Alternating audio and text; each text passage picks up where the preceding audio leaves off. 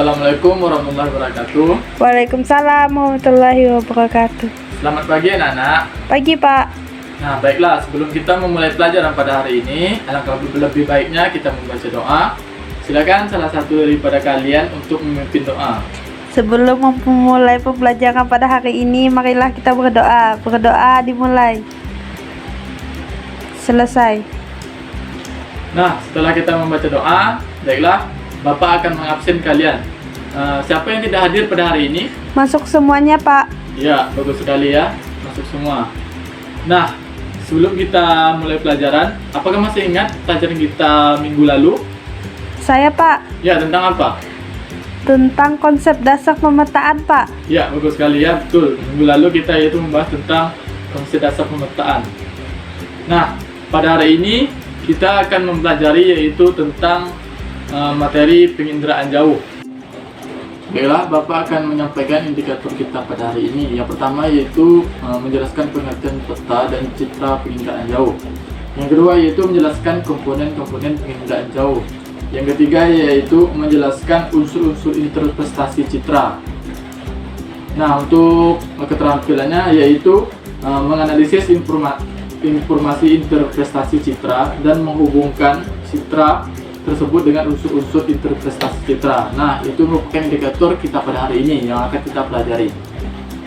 Baiklah, ada yang tahu tentang pengertian penginderaan jauh?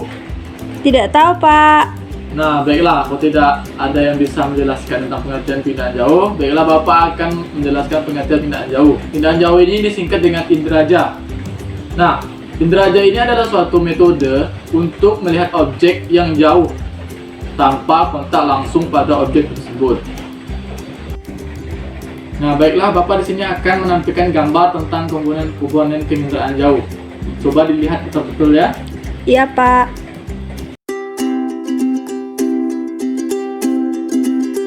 Nah, Bapak kan tadi menampilkan tentang gambar komponen penginderaan jauh. Ada yang bisa menjelaskan tentang gambar tersebut? Tidak, Pak. Tidak mengerti. Nah, baiklah, Bapak akan menjelaskan secara singkat saja ya tentang gambar komponen penginderaan jauh tersebut. Baik, Pak. Nah, dalam gambar komponen tersebut yaitu dapat sumber energi. Sumber energi ini disebut matahari. Nah, dari sumber matahari ini memancarkan ke atmosfer. Kemudian kita tahu bahwa di luar angkasa itu ada satelit dan sensor, kemudian dipancarkan ke sensor. Kemudian dari sensor ini yaitu dipancarkan lagi ke target stasiun atau tempat tentang pengolahan data tersebut. Nah, dari situ direkam suatu pencitraan yang direkam ke tempat yang disebut stasiun. Kemudian data tersebut diolah ke stasiun tersebut. Nah, anak-anak, mungkin itu penjelasan tentang gambar komponen penginderaan jauh. Nah, selanjutnya kita akan masuk ke materi inti kita pada hari ini yaitu tentang materi penginderaan jauh. Baiklah, Bapak akan menyampaikan materi kita pada hari ini tentang penginderaan jauh. Nah, baiklah, kita akan masuk ke materi kita pada hari ini tentang penginderaan jauh. Baiklah, Bapak akan menjelaskan materi tersebut. Yang pertama yaitu definisi penginderaan jauh. Nah, definisi penginderaan jauh ini banyak sekali pendapat para ahli. Yang pertama yaitu dari Kiefer 1986 yang menyatakan inderaja ini adalah ilmu dan seni untuk mendapatkan informasi tentang suatu objek, wilayah, atau gejala dengan cara menganalisis data-data yang diperoleh.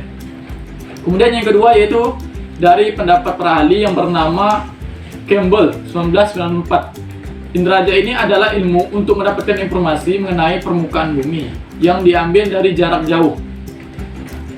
Nah, untuk selanjutnya yaitu komponen penginderaan jauh. Dalam komponen penginderaan jauh ini terdapat beberapa komponen. Yang pertama yaitu sumber tenaga. Yang kedua atmosfer. Yang ketiga interaksi antara objek dan tenaga.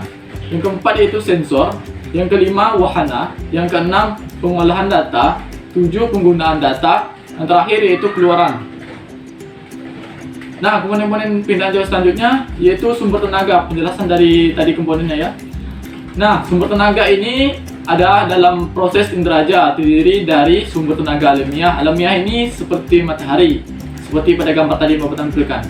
Kemudian ada tenaga buatan seperti tenaga surya. Itu merupakan tenaga buatan yang didapat dari sinar matahari.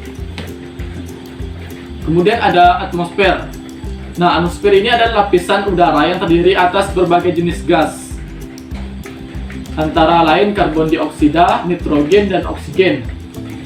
Nah, di dalam atmosfer ini terdapat yaitu terpencar, memiliki pantulan, kemudian diserap.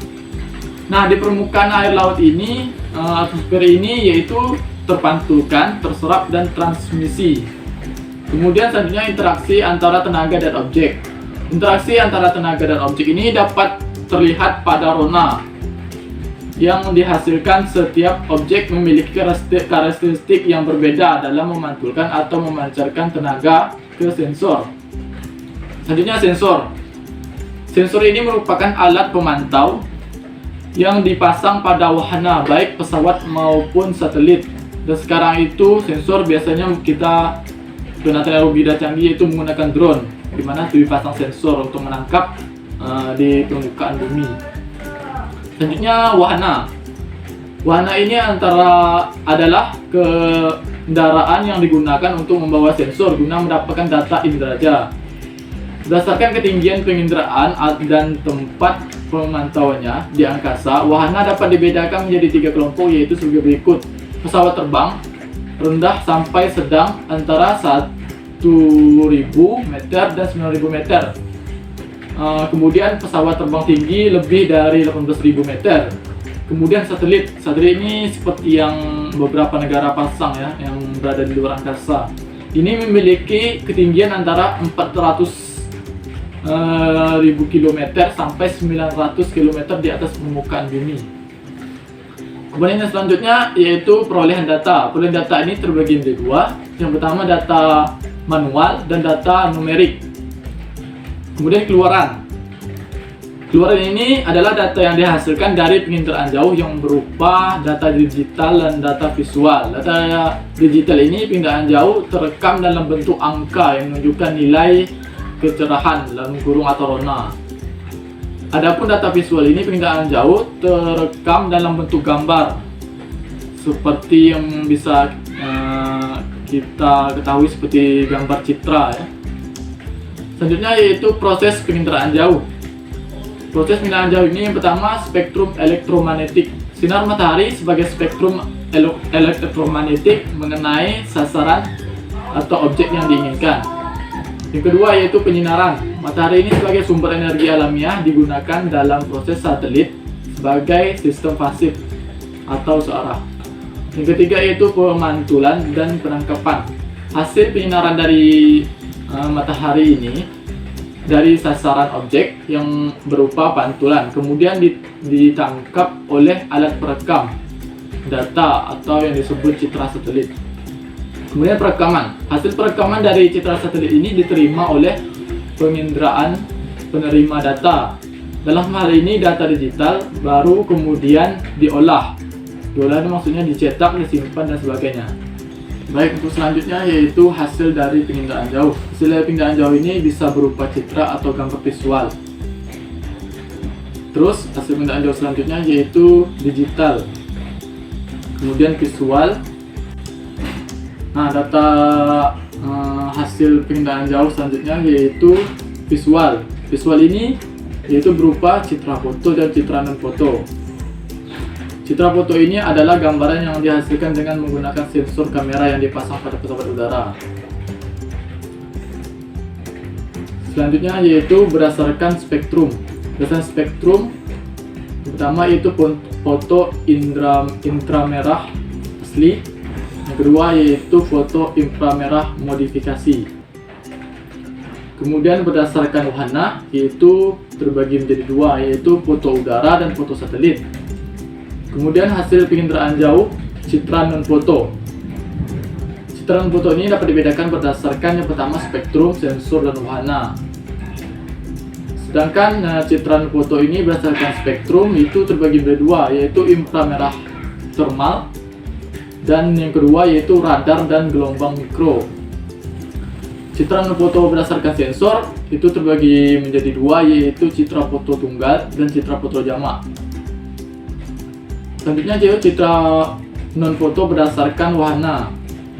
Nah, berdasarkan warna ini yaitu citra diantaranya airborne, image yaitu citra yang dibuat dengan wahana yang beroperasi di udara.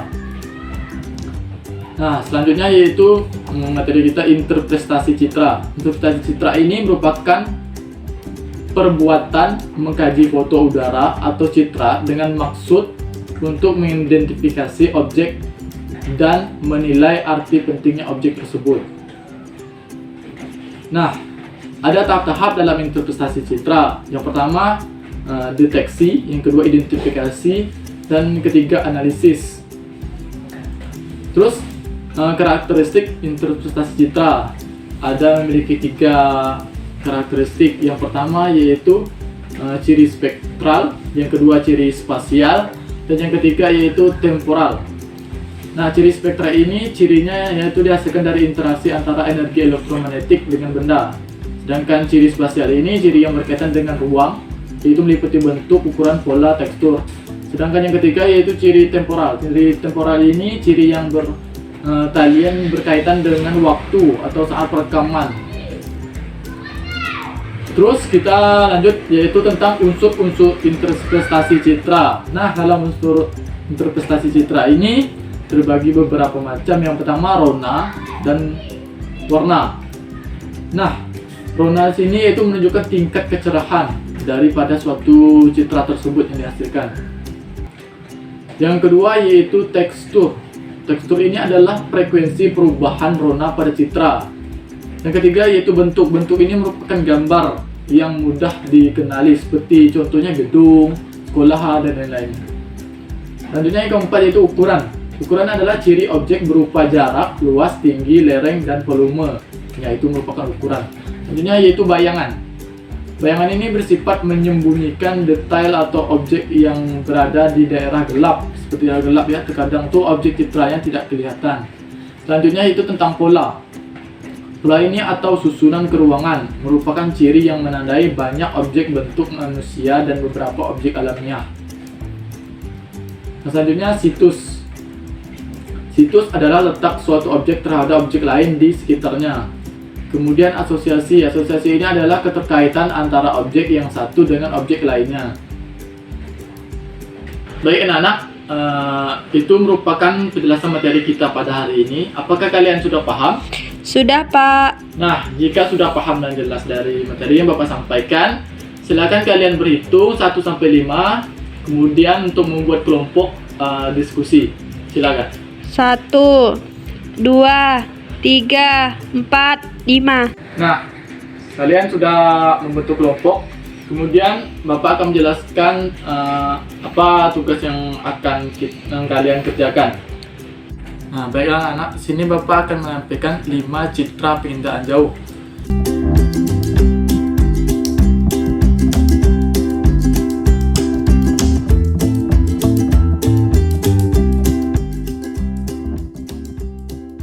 Nah, dari kelima citra penginderaan jauh ini, silakan kalian menganalisis citra tersebut dan hubungkan citra tersebut dengan unsur-unsur interpretasi citra yang ada 9 unsur dalam penginderaan jauh.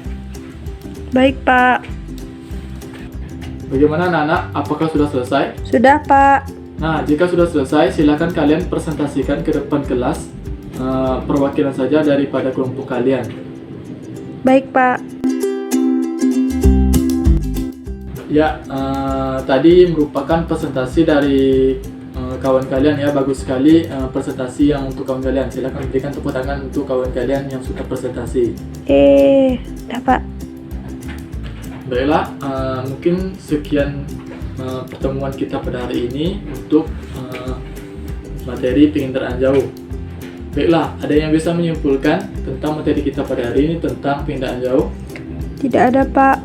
Baiklah, jika tidak ada, baiklah Bapak akan menyimpulkan materi kita pada hari ini, yaitu tentang penginderaan jauh. Nah, penginderaan jauh ini didefinisikan atau oleh para ahli yaitu disingkat dengan inderaja, di mana penginderaan jauh ini menggambarkan tentang permukaan bumi. Nah, dalam penginderaan jauh ini terdapat komponen-komponen penginderaan jauh. Nah, komponen ini yang pertama yaitu sumber tenaga, kedua atmosfer, yang ketiga interaksi antara objek dengan tenaga, yang keempat yaitu sensor, yang kelima warna, yang ketujuh perolehan data, yang ke-8 penggunaan data, yang terakhir yaitu keluaran. Nah, dalam perindaan jauh ini terdapat unsur-unsur perindaan jauh. Unsur-unsur ini seperti bentuk, kemudian tekstur, warna, asosiasi, dan lain-lain. Mungkin sekian penyimpulan dari Bapak. Sebelum kita mengakhiri pembelajaran kita pada hari ini, langkah lebih baiknya kita membaca doa agar apa yang kita lakukan ini mendapat berkat dari Tuhan Yang Maha Esa. Silakan salah satu dari kalian untuk memimpin doa. Sebelum mengakhiri pelajaran kita pada hari ini, marilah kita berdoa. Berdoa dimulai. Selesai. Baiklah anak-anak, berakhirlah pertemuan kita pada hari ini. Bapak akhiri, Assalamualaikum warahmatullahi wabarakatuh. Waalaikumsalam warahmatullahi wabarakatuh.